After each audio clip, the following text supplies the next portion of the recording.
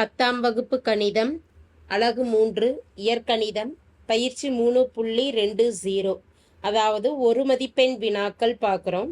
இதில் முதல் 5 கணக்குகளுக்கு உண்டான தீர்வுகளை இந்த வீடியோவில் பார்க்கலாம். முதல் கணக்கானது 3 மாறிகளில் அமைந்த 3 நேரியல் சமன்பாடுகளின் தொகுப்பிற்கு தீர்வுகள் இல்லையெனில் அத்தொகுப்பின் தளங்கள் எவ்வாறு இருக்கும்னு கேட்டிருக்கிறாங்க. 3 மாறிகளில் அமைந்த 3 நேரியல் சமன்பாடுகளுக்கு தீர்வு இல்லைன்னா அதனுடைய தளங்கள் ஒன்றை ஒன்று வெட்டாது. அப்போ 4வது ஆப்ஷன் இ ஒன்றை ஒன்று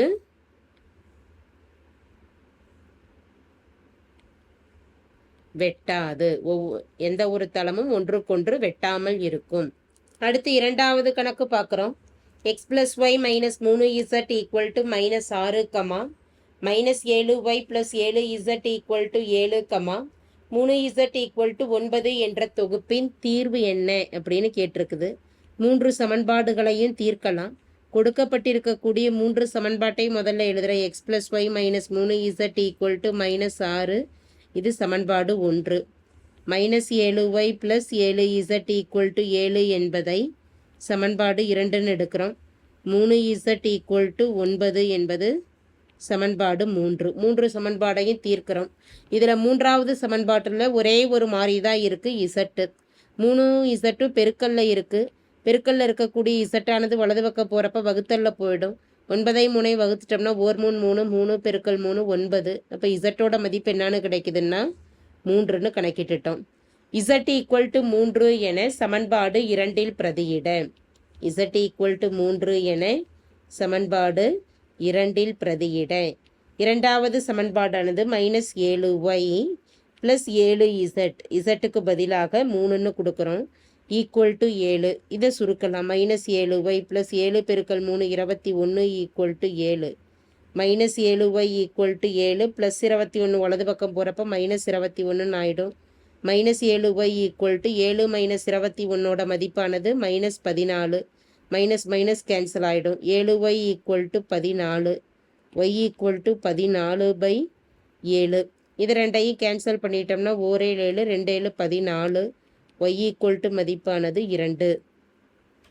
அடுத்து y மற்றும் xின் மதிப்புகளை முதல் சமன்பாட்டில் பிரதியிடலாம். y = 2, z = 3 என சமன்பாடு 1ல் பிரதியிட. முதல் சமன்பாடு x + y - 3z = -6ன்னு இருக்குது. xக்கு மதிப்பு தெரியாது, yயோட மதிப்பு 2, -3 பெருக்கல் zன் மதிப்பானது 3 = -6. இதை சுருக்கலாம். x + 2 - 3 பெருக்கல் 3 9 -6. x + 2 - 9ன் மதிப்பானது -7 = -6. x = -6, -7 வலது பக்கம் போகிறப்ப +7ன்னு வந்துடும். 7 - 6ன் மதிப்பானது 1. x = 1, y = 2, z = 3ன்னு கிடச்சிருக்குது. ஆப்ஷன் ஆ, முதல் ஆப்ஷனோட ஆன்சர் சரியானது. x = 1, y = 2, z = 3 ஆகும். அடுத்து 3வது கணக்கு பார்க்குறோம். x² - 2x - 24 மற்றும் x² - kx - rன் மீப்போவா x - 6 எனில் kயின் மதிப்பு காண்க அப்படின்னு கேட்டிருக்கிறாங்க. 2 இருபடி கோவைகளோட மீப்போவா x - 6ன்னு கொடுத்துட்டு kயின் மதிப்பு கேட்கப்பட்டிருக்கு. இதில் முதல் இருபடி சமன்பாடு x² - 2x - 24ங்கிற இருபடி சமன்பாட்டை காரணிப்படுத்துவோம். x² கீழ் 1, மாறிலி உறுப்பு -24, 1 பெருக்கல் -24 -24. 2 எண்களை பெருக்கிறப்ப -24ன்னு கூட்டுறப்ப -2ன்னு வரணும். எந்த 2 எண்கள் எடுக்கலாம் அப்படின்னா 6 4 24, -2 கூட்டுறப்ப வரணுங்கிறனால 6க்கு மைனஸ் குறியும் 4க்கு ப்ளஸ் குறியும் எடுத்துக்கிட்டோம்னா -24 பெருக்கிறப்ப கிடச்சிரும், கூட்டுறப்ப -2. எந்த 2 எண்களாக பிரிச்சிருக்கிறோம் அப்படின்னா x - 6 பெருக்கல் x + 4ன்னு காரணிப்படுத்தியிருக்கிறோம். அடுத்த இருபடி சமன்பாடு x² - kx - rன்னு இருக்குது. இந்த இருபடி சமன்பாட்டில் kயின் மதிப்பு நமக்கு தெரியாது. எந்த நிபந்தனையை வச்சு kயின் மதிப்பு நம்ம கணக்கிட போகிறோம் அப்படின்னா இரண்டு இருபடி சமன்பாடுகள்லையும் மீப்போவாவானது எக்ஸ் மைனஸ் ஆறுன்னு கொடுத்துருக்குறாங்க. இப்போ முதல் இருபடி சமன்பாட்டில் எக்ஸ் மைனஸ் ஆறு ஒரு காரணியாக வரப்ப இரண்டாவது இருபடி சமன்பாட்டிலையும் எக்ஸ் மைனஸ் ஆறுங்கிறது ஒரு காரணியாக இருந்தாதான் கண்டிப்பாக அது என்னவா இருக்கும், மீப்போவாவா இருக்கும். அப்போ ஒரு காரணி எழுதிட்டோம், மற்றொரு காரணி என்னான்னு எழுதணும். மற்றொரு காரணி எதை வச்சு எழுதுறோம் அப்படின்னா, இந்த இருபடி சமன்பாட்டை காரணிப்படுத்துகிறப்ப எக்ஸ் ஸ்கொயரின் கெழு 1 மாறிலி உறுப்பு -6ன்னு இருக்கு. 1 பெருக்கல் -6 -6. அப்போ இரண்டு எண்களை பெருக்கிறப்ப -6ன்னு கூட்டுறப்ப -k, எக்ஸின் கெழு கேன்னு இருக்கு, -kன்னு இருக்கு. அப்போ கேன்னு வரணும். எந்த இரண்டு எண்கள் நம்ம இங்கே எடுக்கலான்னா, -6 பெருக்கிறப்ப வரணும் அப்படின்னா 1 பெருக்கல் -6 அப்படின்னா தான் மதிப்பு என்னது, -6ன்னு வரும். ஏன்னா 6ங்கிறது ஒரு காரணியாக இருக்கிறதுனால நம்ம 1ஐயும் 6ஐயும் தான் பெருக்கிக்க முடியும். 2 3 6ன்னு கூட வரும். ஆனால் 2 3 6ன்னு எடுத்தோம் அப்படின்னா எக்ஸ் மைனஸ் 2ம் 3ம் தான் ஒரு காரணியாக வருமே தவிர 6 காரணியாக வராது. அதனால 1ஐயும் 6ஐயும் எடுத்துக்கிறோம். அதே போல் -6ன்னு வரும். -6ங்கிறது ஒரு காரணியாக இருக்கிறனால இங்கே எக்ஸ் மைனஸ் 6 அப்படிங்கிறதுனால -6 இதுக்கு +1ன்னு கொடுத்துக்கிறோம். அப்போ இந்த இரண்டு எண்களையும் பெருக்கிறப்ப -6 கூட்டிட்டோம்னா மதிப்பானது -5ன்னு வரும். எந்த இரண்டு எண்களாக காரணிப்படுத்திருக்கிறோம்னா எக்ஸ் மைனஸ் 6 பெருக்கல் எக்ஸ் + 1ன்னு கொடுத்துருக்குறோம். இதில் எக்ஸ் மைனஸ் 6 ஆனது மீப்போவாவாக இருக்குது. இந்த நிபந்தனையை வச்சு தான் இதை நம்ம காரணிப்படுத்தியே எழுதியிருக்கிறோம். கேயின் மதிப்பு என்னவா இருக்கும், எக்ஸின் கெழுவானது -k. எக்ஸின் கெழுவானது இந்த நிபந்தனையிலிருந்து என்னவா இருக்குது, -kவா இருக்குது. அப்போ அதை பெருக்கிக்கலாம். எதை வச்சு கணக்கிடலான்னா எக்ஸ் பெருக்கல் எக்ஸ் எக்ஸ் ஸ்கொயரு, எக்ஸ் பெருக்கல் எக்ஸ் எக்ஸு, -6 பெருக்கல் எக்ஸ் -6x ப்ளஸ் இன்ட்டு -6ன்னு வந்துடுது. எக்ஸ் ஸ்கொயர் -5x -6ன்னு வருது. அப்போ கே கொடுக்கப்பட்டிருக்கக்கூடிய சமன்பாட்டோட ஒப்பிடுறப்ப கேயின் மதிப்பு எதற்கு சமமாக இருக்குது அப்படின்னா 5க்கு சமமாக இருக்குது. K equal to 5, K equal to 5ன்னு மதிப்பு இருக்குது. 5ங்கிறது எந்த ஆப்ஷனில் நமக்கு இருக்குது அப்படின்னா ஆப்ஷன் இரண்டாவது ஆப்ஷன் ஆவில் 5ன்னு இருக்குது.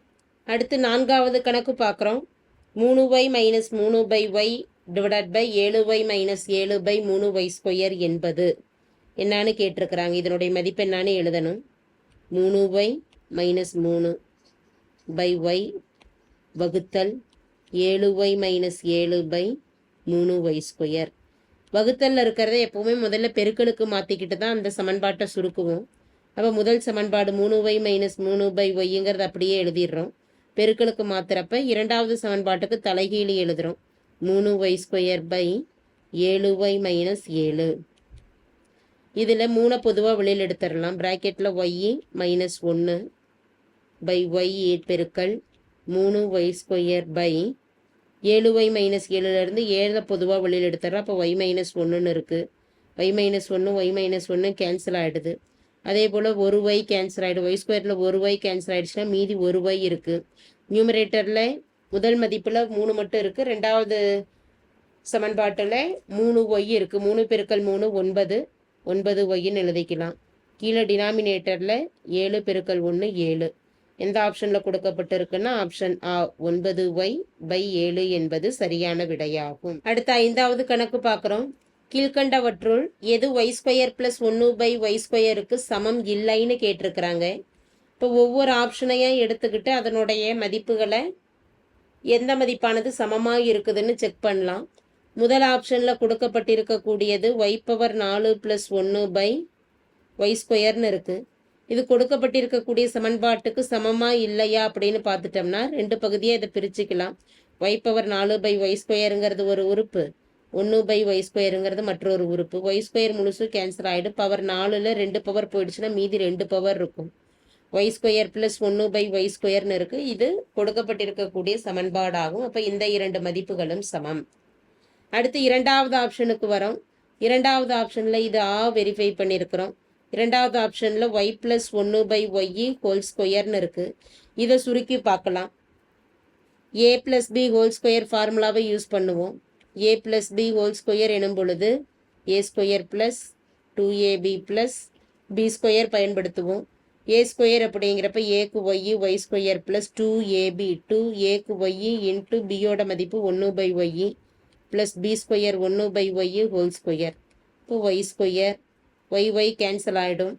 ஒய் கேன்சல் ஆகிடுச்சு அப்படின்னா ப்ளஸ் 2 ப்ளஸ் 1/y² இருக்குது. அப்போ இந்த மதிப்பு சமமாக அல்ல. முதல் மதிப்பு சமமாக இருக்குது, இரண்டாவது மதிப்பானது தவறானது.